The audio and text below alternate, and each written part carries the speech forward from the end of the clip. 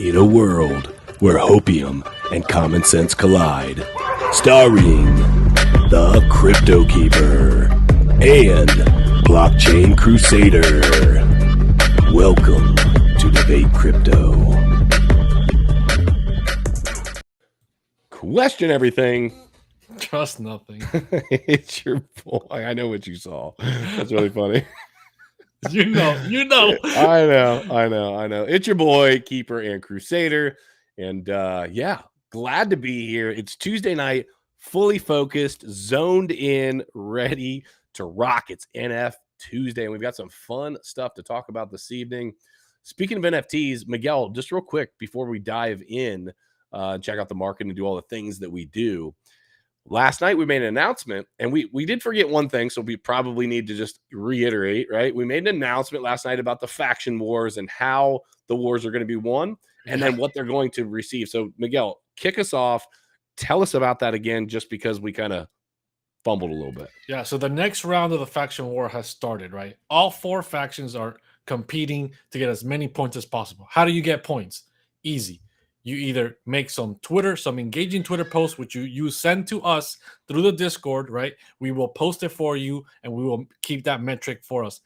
That is going to be worth 500 points. The team that comes up with the most engaging points wins 500 points. Now, how can you win 1,000 points? Well, to win 1,000 points, your team, somebody in your team, whether it's a group effort or an individual, needs to come up with a presentation, 5-minute max video explaining and teaching a skill that is based off their faction. So that's how you win 1,000 points, 500 points for the most engaging tweets. This is running from this month to the beginning of November. And then the other way, right, that you can win points, which is 25 points, every single gas mask that you pick up from the floor will gain you 25 points for your team. So if you're not creative, if you don't want to do a presentation, but you have some extra cash lying around and say, hey, I want to help my team out, pick up a few extra points here and there, you can go that way. But if you don't have any cash, you don't need it to compete. Get creative, start strategizing, work with your team. Teamwork makes the dream work, and get some engagement posts, get some crazy, nice, really good presentation for your faction done. And maybe you could be the winner. Your team could be the winner of a discounted mint with a priority whitelist on top of that. Ooh, yeah, priority whitelist and a discounted mint, guys. So when the commodities come out, a lot of you have talked about, like, we heard that you guys are going to be doing something a little different. There's been some, this, that, and the third. Listen, you'll be the first to find out. You're also going to get a discounted mint, and you're going to have first dibs on being able to dive in there. And also, I got a feeling that we might have a little thing or two in between now and then. We might salt in there. There might be a little ETH that wants to play or wiggle its way in there. You never know. We shall see. So, Crypto fam, jump in the Discord, get involved. I was talking about it earlier today on a live stream. I jumped onto a TikTok live stream, and what I said was that we've got the most dope community in all of the NFT space, and I mean it, right? Why do I say that? Because we're doing something totally different that could literally change your life or someone else's life. And so I hope that we can continue to deliver what you're looking for. We love you guys and appreciate you for being here. So with that being said, let's dive into the markets. Let's talk about it. Follow us on all the socials, guys. You know what to do. Let's take a peek. I think the crypto markets have been green. Let's look. What do we got? Let me update this. The global cryptocurrency market cap is up 2.56% at $967.75 billion with a B dollars. That's Bitcoin up over 20K, baby, up 3.5% at 20,341. ETH up about 3% at 1363. Anything else really jumping? Everything 3, 4, 3, 2%. Dogecoin up 9%. And it's funny. A lot of times you would think, oh, well, the meme coins, they've got a lower. No, the market cap on Dogecoin is literally still almost 9 billion with a B dollars, which is freaking insanity. Miguel, you got any TA you want to do this evening, or are we gonna? Yeah, I can show you. I can show you the charts here real quick. Yeah, let's see. I mean, dude, massive movements for Bitcoin. Look, we're here at the daily chart, right? These are my hurricane spaghetti path tornado noodles, something. predictions here, and so far they're beating my prediction. Right, we are seeing massive movement here on the daily with a massive green candle pumping back over 20,000 right now, reclaiming this point of control. If we take this out here, we are trying to we're way above the point of control now. So we actually bounced off the point of control, and people are claiming that with the massive indicators that are being popped off right now that are showing very bullish momentum, very bullish news for Bitcoin, we could cross over 22,000. But 22,000 is this upper band of this regression trend that we've been headed down since all the way of November, October of last year, which we're making the 1 year anniversary of that, right? So will this be the moment that we break this regression trend? I will foresee that there's going to be a lot of selling pressure up here to try to break above that trend to then create a new trend moving forward. But the next couple of weeks could definitely be a big game changer here. A lot of things are happening. I keep saying 5 large indicators, but hash rate is a new all-time high. The hash ribbons just flipped over to the green side, so that's super good. Every time it's done that, Bitcoin's had a massive run. There was the realized cap for Bitcoin is at 4% right now. The last 2 times in 2015, the 2015 bottom, it was at 74%, and the 2019 was at like 77%, and now we're at 74% again, something like that. Indicate another bottom. We've talked about the Federal Reserve being called to halt interest rates. We've been talking about the 30,000 Bitcoin being moved in 1 day. I mean, the supply of Bitcoin is below 9% right now on exchanges, which hasn't been as this low since 2018.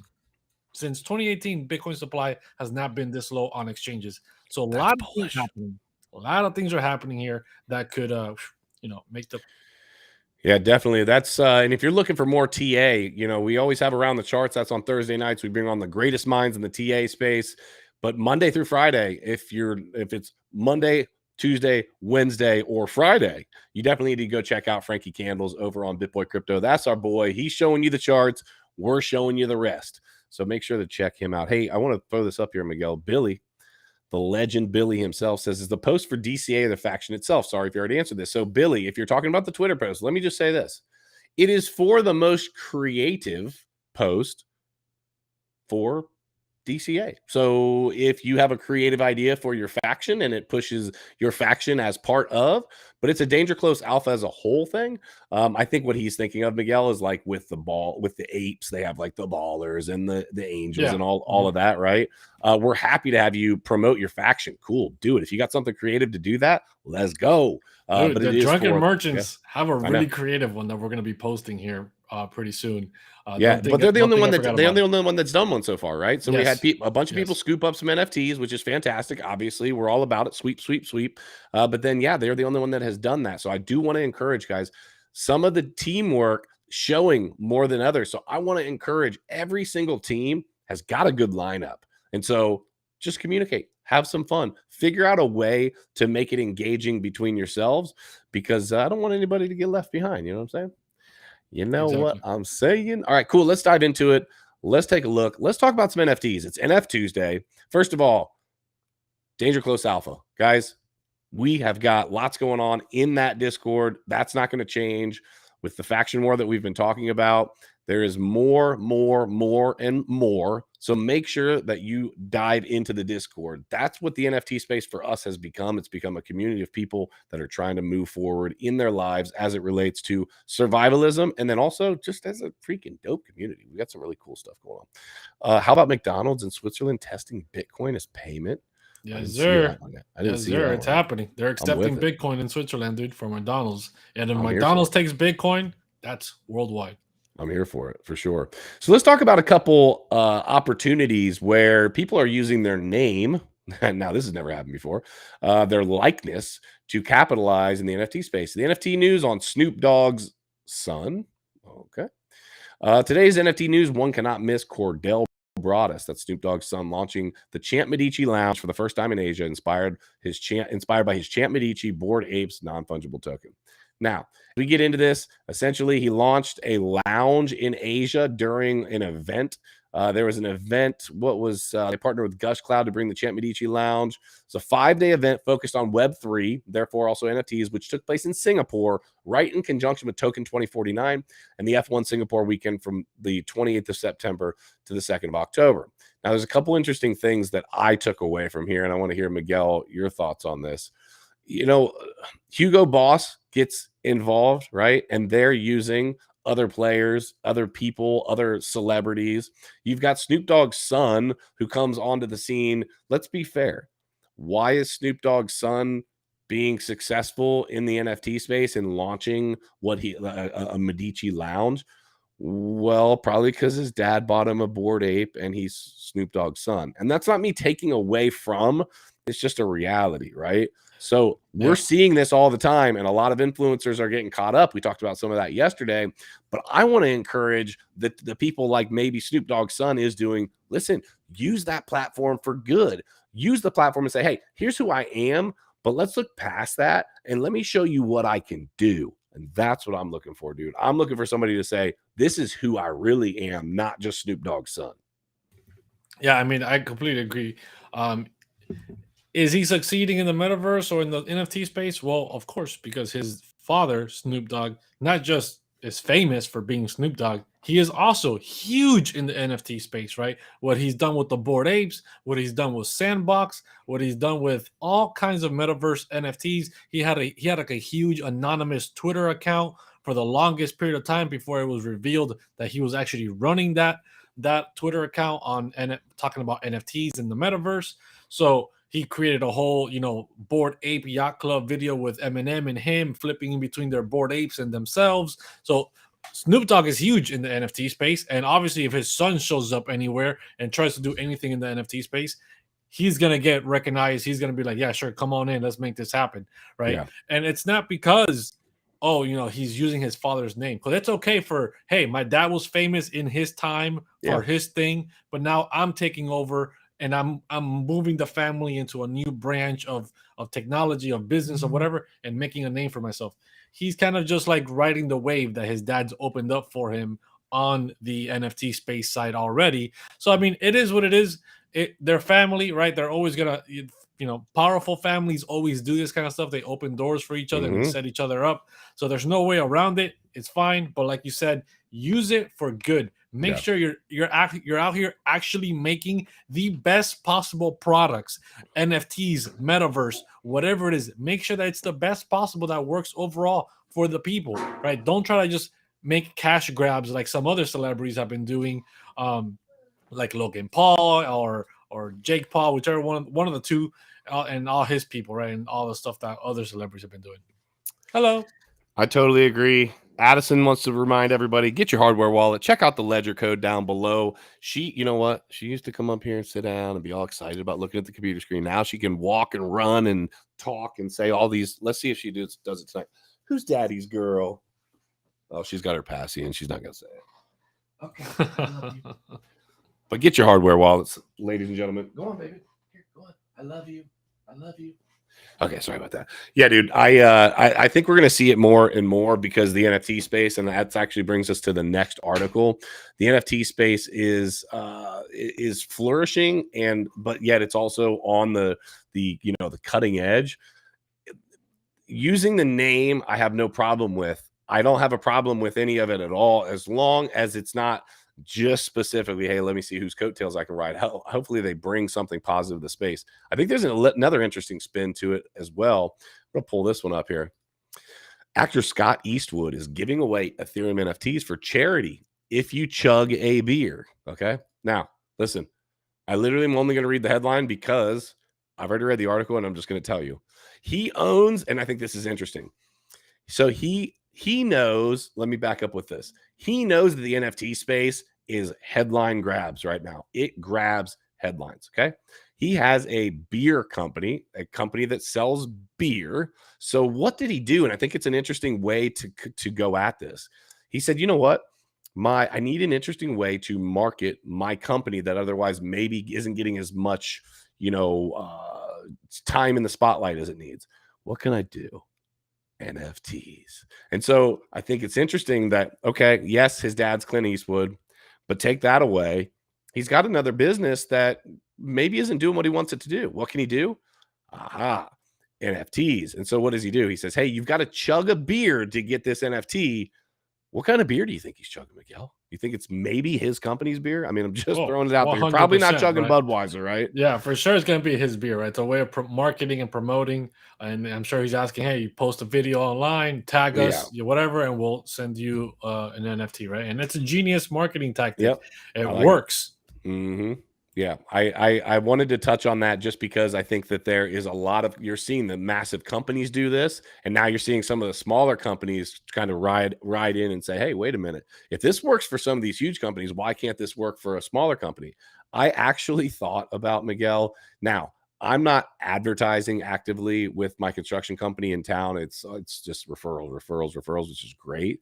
But I did actually think about how cool it would be to maybe start giving a simple NFT away for if after the job is complete, maybe a simple little NFT, doesn't have to be anything crazy or whatever, to some of the customers if we put some together, and just be the first to do it, right? And maybe like the town that I live in, maybe the newspaper or one of the little magazines writes an article just because this guy with this construction company is doing this new crazy thing. Have you guys ever even heard of this? These NFT, and there's so many people that don't know what it is, that it could be a great way to advertise, man. I really have thought about it for real. I really think it's. I mean, I think it'd be a great idea if you do it. You get a little like cartoon picture of yourself, right, with a big head, with like a big thumbs up, like the job well done, like Bob the Builder kind of status, right? That's a good idea, dude. Dude, and I'm sure. I mean, you could, and then you could even make it competitive. Maybe you even put like how much the people spent as a trait into the NFT to see who can flex on each other. Well, I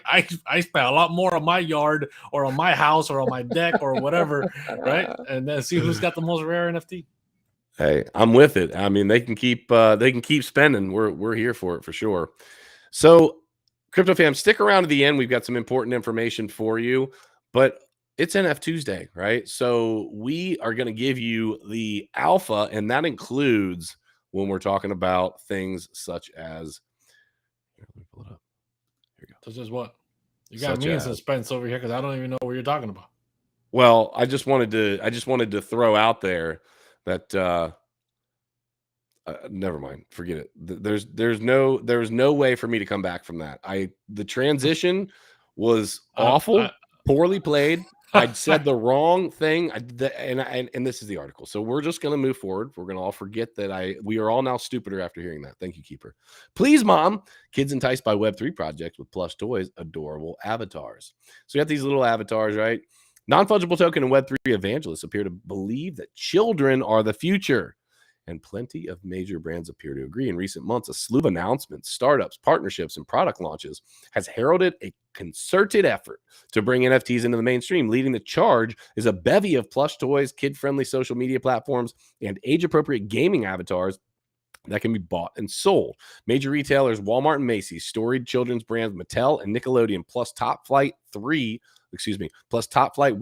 investors like Andreessen Horowitz are among those investing millions as they join forces in the hopes of convincing kid consumers and their parents to embrace digital assets like NFTs. Now, the alpha is this. If your kids are coming up, they're going to know what NFTs are. So how are you going to play a part? Are you going to be the hip, cool parent that introduces them as like, I got a great idea. Or not, right? Go ahead. I just was. This is going to be the future of NFTs right here. We just talked about McDonald's accepting Bitcoin. What does McDonald's also do? Happy Meals. Toys, right? But instead of toys, when you pay with Bitcoin or whatever other cryptocurrencies they start to accept, right? Boom, they have a wallet address. Instantly, boom, you get your little NFT dropped in there, and your kid is going to start building a Happy Meals NFT collection every time they go purchase, dude. So that's how you're going to be getting your NFTs from these companies and these kids, right? I remember when I was a kid, I would watch a commercial and there'd be, promoting some type of, let's say, Dragon Ball Z toy in McDonald's. I was like, yo, I want to go to McDonald's, Mom. I need to get me one of these toys, right? They're going to start promoting these NFTs. Maybe they start mixing in some utility, right? Maybe they start making some collaborations with like massive companies, like let's say Bored Ape Yacht Club, and say, hey, one lucky winner, it might get a Bored Ape Yacht Club in their Happy Meal. It's a surprise. Nobody knows. Oh, Right? like the Monopoly game. That's how they use it. Exactly. The Monopoly scratch off, right? The little raffle tickets. I remember I spent a summer going to Burger King every single day because they were giving a Humvee. They were giving a Hummer away if you won the little scratch off. I went every single day, dude, to Burger King trying to win that scratch off. Imagine the same thing, right, with the NFTs. They're going to be giving you these NFTs, and hey, one of them might just be a Bored Ape. One of them might be a kennel dog, right? Or whatever it is that they have, a mutant ape, or it could be anything. Some other big brand NFT that comes along the way and decides to, partner up with them. Like it can be that big and that simple. Yeah. And nobody's thinking about that right now. You heard it here first, guys. You heard it here first. That's right. There's the alpha. That's what we should have led with. We should have led with that, but I failed you on that intro there. No, I think it's a great idea, Miguel. I think that we see it so often where the kids are when people say, well, children are the future. Well, unfortunately, part of the reason that we have so much turmoil in our society right now is because of what is being, many believe, pushed onto children, right? That these ideas that maybe they're not ready for, that they have no business speaking about, this, that, and the third, or that parents should be having discussions, are being pushed onto children, and then the children are then going to grow up with some sort of ideas or ideals. Okay, so now let's flip it away from that and flip it into businesses. Just like you said, Miguel, you remember where you went for a whole summer. That's what marketing is. So whoever is able to capitalize on this now that we're in the digital age, whoever's able to create the digital Happy Meal, maybe it's a play to earn game. Maybe it is NFTs that you get as part of a greater play to earn game. And while the kids are driving to McDonald's, they're fighting other people in line at the McDonald's, or at every drive-through around, the nation. They are competing with their little NFT avatars to complete something. And if they do it, they get a free meal that time. You know what I'm saying? Like it's endless. Exactly. Endless potential. Endless potential. So McDonald's, if you just heard those two great ideas, holla, right? Royalties, we'll give you our number. Royalties. That's right. We just want royalties. We ultimately aren't interested in working for you on the day-to-day. We just want great idea, royalty, #royalty. All right, cool. So this is what I'm really here for. This is what I wanted everyone to stick around for. First of all, there's 37 people in here. There better be at least 37 likes. We love you guys and appreciate you for being here. We need you to smash the like. That's how we tell YouTube, even though it's slow, even though it's a bear market, Keeper and Crusader rock. Now, will it be a bear market for much longer? The intermission is a fun question that I have not even thought about, dude. You're going first. I'm calling it. You're going first on this. Okay. So the last topic is about elections. It's about NFTs and elections. Okay. So stick around. But prior to, Miguel, I came across an interesting idea earlier today.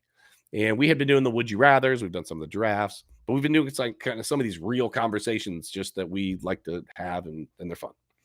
So I was thinking, if you could live in any, I don't even care, you could use a non-fictional one, but just use a fiction. If you could live in any fictional world, I'm talking movies, cartoons, comic books, whatever, any fictional world, where are you living and why? Dude, that's a really good question. Look, I don't know if people know this or not, but I'm a big nerd, right? I'm a big nerd. Japanese nerd, aren't you? Yeah, a weeb, right? That's what you call them, weebs. My wife and I are weebs, right? So remind me what that means again. That means it's a person that's not Japanese, that it has like a big affection for Japanese culture, like anime, right? Especially anime, right? Anime cartoons, Naruto, Dragon Ball Z, Pokemon, all these things, right? So I can go this many, right? I've explored all these worlds, watching them on the shows, all this stuff. So the safest world, I would say Pokemon. I will go live in the Pokemon world, right? At the age of 10, your parents tell you, okay, kid, go off on your Pokemon journey on your own with a backpack and a few Pokeballs in your bag, and you explore the entire world at the age of 10, right? You get your license. You don't got to go to school. You don't got to get a job, nothing. You just do Pokemon battles. How do they survive? What do they pay for? I don't know how that works, but it seems like a great world. I can jump into other worlds like Naruto. Great. There's tons of violence going on there. I probably, The only good thing is that if you lose an arm, they're like sockets. They can just get replaced instantly. Like you lose an eye, you just grab your enemy's eye, you just throw it in there, boom, instant replacements. But I would say easiest, most chill world, Pokemon. I would go into the Pokemon world, be exploring the world, capturing a bunch of Pokemon, battling, becoming a gym leader. Dude, that would be the most easy breezy job world I could ever imagine living in. Wow, that's a good answer. And I genuinely I thought about it earlier today, the question, and then just kept on going with what I was doing. So I have not given this any thought. I think that for me, it would be one of I'm actually going to throw two ideas out there. One of them will probably sound pretty wild. The other one will probably sound more fun. One of them, I would say Rugrats. And you're going to say, wait a minute, why? Because I know from looking at my daughter now that she has not a care in the world. She absolutely has everything that she could need, right? We're blessed. And daddy and mommy take care of her, and anything she needs at any point. She has no stresses to when she going to eat next. Does she have the toy that she wants, whatever. So I would say the Rugrats world, where the kids not only have that, but they get to talk, right? The kids get to talk and have these crazy interactions, and the parents don't really know what kind of interactions they're having, still getting into some mischief and some trouble. So I think that's a good one. The second one would be Mario Kart. I would cruise around, right? Racing on all of these different types of vehicles through these crazy Mario Kart worlds. And the worst thing that could happen, right, is I get hit with like a red shell and I spin around in a circle and my head gets dizzy and then I'm back at it. But think about it. You're endlessly racing your entire life. It's nonstop. You're stuck in a race after a race after a race after. You don't even go to the toilet. The toilet is in the car, right? You're stuck on that car seat. You're permanently glued on there. So there's definitely some big consequences to that world. That's a good point. I didn't think that one through. Unless they have like a racers lounge in the background that in between races they all get to hang out, talk some smack, right? And then race time. I'm getting summoned. Zoop. You just appear. Okay, time to race. We don't know, but we can assume. And no, Billy, Miguel has adjusted his camera to make himself look taller. That's what's happened here, right? He's got his camera adjusted, and now his head is right up to the top. So let me just here we go. There we go. Sit, and then I'll sit up nice and straight, and then I've got him by just a little bit now. But yeah, dude, I thought that was I thought that was a fun one to talk about. I'd like to come back to that. What I wanted to say was probably a terrible idea, but I wanted to be able to position myself. I wanted to say Gotham, and you're going to say what? What I was going to say was that, but I get to be Batman. The caveat is that you are Batman, right? That's the caveat. That's the only way. That's the only way it's happening. Because if not, just prepare. If you're living in Gotham, you're going to have crazy high insurance, like dead. Not even dead. Imagine you're just a regular civilian. The explosions, things blowing up all the time, people getting kidnapped, being murdered left and right. It's you're gonna have to have tons of health insurance. You're gonna have tons of like property insurance because everything's getting blown up. Batman just flew over and did all kinds of crazy stuff. The Joker just blew off the main avenue. Like it's a wild world to live in. So that's what you get when you come here to Debate Crypto. You get serious crypto talk. We talk about NFTs. We talk about our affinity for Pokemon and Mario Kart. So make sure that you stick around for more of that. Now, what you really came for is the political chat. That's what you really came for.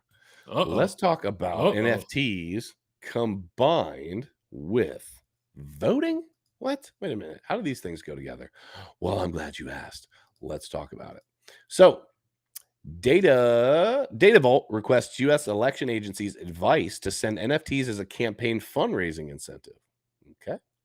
The legal team behind non-fungible token from Data Vault Holdings has requested an advisory opinion from the United States Federal Election Commission on using NFTs for fundraising efforts. In a September 21st letter to the FEC, Acting General Counsel Lisa Stevenson, Data Vault's lawyers, proposed sending NFTs as, quote, souvenirs to individuals who contributed to political committees, as well as giving the token holder the option to use it for promoting a campaign, strictly on a volunteer basis and without compensation. The NFT firm requested the FEC provide guidance on how it may operate as a commercial vendor, issuing the tokens to political committee members seemingly without violating federal campaign finance laws. Need to read a little bit more. It says Data Vault's activities to political committees will be conducted on a strictly commercial basis, and Data Vault will not seek to influence, affirmatively or negatively, the nomination or election of any candidate to federal office, said Data Vault's counsel, Elliot Burke. Data Vault would provide the NFTs to political committees in the same manner and normal course of business as other non-political committee clients. Miguel, let me just ask you. So if that's the case, so wait, I'm trying to understand here. They're going to be sending these political people NFTs that are worth money so that they could use it as a way to make fundraise money for their campaign without fundraising money. Yeah, let's go a little bit farther into it. So the tokens could be used. So according to Data Vault's proposals, the firm planned to market NFTs in a manner akin to a campaign hat or souvenirs, intending to have political committees offer them to high volume, low dollar donors. The tokens could be used for VIP access at different campaign events or contain artwork or literature related to a candidate's policies. Any fees from issuing NFTs or transactions will be reported as fundraising expenditure, according to Data Vault's example scenario. How convenient. Look at this. Convenient. An NFT is priced at $10 by Data Vault to a campaign committee. The NFT is offered by the campaign committee to contributors who make $10 contribution. Once the campaign committee collects a contribution connected with the NFT, it records the $10 contribution and pays Data Vault a fee of $3 as usual and normal fundraising expenditure. Miguel, what does this scream to you? It screams to me that we need to start running a political campaign. I'm telling you. Actually, we wanted that's the announcement tonight. We're actually going to be moving into the political NFT space, everyone. We wanted to let you know in advance. We're going to be doing Let's Go Brandon NFTs. Dude, I mean, it's wild, right? They're finding ways to fundraise money, whether it's going to be legitimate or not, if people are really going to buy these NFTs or not, whether it's legitimate or not, but a way to skirt around where now it's like, oh, I'm making all this money, but I'm not tied to a big donor, right? I made all my money off these small donors. But is that really going to be legitimate? Is that just going to be a masquerade? That's one. Another one is they're making you can obviously make a lot of money with NFTs, right? Mm-hmm. We have the motto of 10,000 NFTs, but it can be way higher amount than 10,000 to lower the price down to $10, right? It can be 100,000 NFTs in the collection. Let's do it, but I can't. I just can't. I'm not naturally born here. But who knows? Obama did it, so maybe I could do it too. The second thing is they're going to be fundraising all this money. And are they really going to be using it towards the campaign? Like, I feel like there's a lot of different like back ways things can happen here that are not very legitimate for the fundraise. Like, I personally find it ridiculous how expensive, how many millions and billions and billions of dollars they have to spend to run a political campaign, automatically making it impossible for an average person to run a political campaign against one of these big people. So I don't know. What are your thoughts, dude? Well, I mean, it basically says as you dive into it, it talks about basically the distribution of these tokens isn't a form of compensation for the volunteer services, but rather a novel means for volunteers and supporters to show their support for the campaign. Dude, I'll tell you what I think. I think that they ultimately are giving a creative way for people to have another write-off. I think they're giving a creative way for them to show now digitally who they support. I don't have any problem with moving, your campaign button into the future and using it as an NFT. But what it feels like with them immediately diving into the dollars and cents of it, right? Yeah. That's immediately where they went with it. Is, hey, here's how it can be used and here's how it will look in the fee structure and whatever. That tells me that somebody somewhere is going to get really creative, because you know how politicians roll. They get creative and they are going to embed something into some of these NFTs. Maybe there's smart contracts attached to it that enable them to maybe, I don't know, do some certain things that otherwise maybe they're giving people randomly one of ones that have all this value. Listen to this crazy thought. Every one of these NFTs you buy automatically seals your vote for them for the next 2 years. Exactly. Right? It's bought. That's it. It's bought. Your vote's been bought. You're voting for me for the next 2 years, no matter what. That's right, and they can do an auction, so you can start actually strategically Auctioning off your vote, buying votes, like legitimately. But we're not buying votes, folks. What we're doing is we are selling NFTs. Now, we're raising for campaign. Yeah, exactly. And listen, don't hear me wrong. Like, yes, there is the smart contract does say, hey, they're voting for me, but that's not the point. They're buying an NFT. That NFT has a use case. We've talked about use cases. You can attach any use case you want. This use case happens to be a vote for me, right? It also attaches with it in the smart contract any dead relatives that want to vote along with you within the last. Oh no. Never mind. That was just they can vote too. They can vote too. I mean, we've seen it, so it just I don't know why we would stop there. Yeah, I think it'll be interesting. NFTs are moving into the future in every single form or fashion, and we've been talking about it. We've said, hey, it's going to be fractionalized real estate. It already is. It's going to be our driver's licenses and home deeds. We're working towards that. They're talking about elections right now. Boom. They're talking about I saw somebody talking about not vaccines in general, but like some medical information that they're like basically going to store via NFT, like your own personal NFT that is your medical history profile. I mean, again, they're endless. I just think it's interesting how quickly we're getting into how can we contribute to our favorite nominee. So yep, it's wild. I don't know. Crypto fam, thank you for being here. As always, it's NFTuesday. Jump into the Discord, get involved with DCA, Danger Close Alpha. And don't forget, guys, I just want to remind you, we have got merch, yo. We have got some merch. Make sure, jump on, check it out. We've got some flat bills. We've got some t-shirts. We got hoodies. We've got cups. We've got women's gear. We've got it all. Well, shoot, we've got onesies. If you have a son or daughter that you got a real nice discount if you're a holder. That's right, DCA 22, right? I believe so. Did I just give it away for non-holders? No, actually, no. That code's no longer valid. That code's changed. Okay. All right. Well, we'll put the new one in the Discord so that you guys have it for the whole in the holders lounge. So, Crypto fam, we love you guys. Thank you for being here. Question everything. Trust nothing. And until next time, hodl like it's hot. We'll see you soon.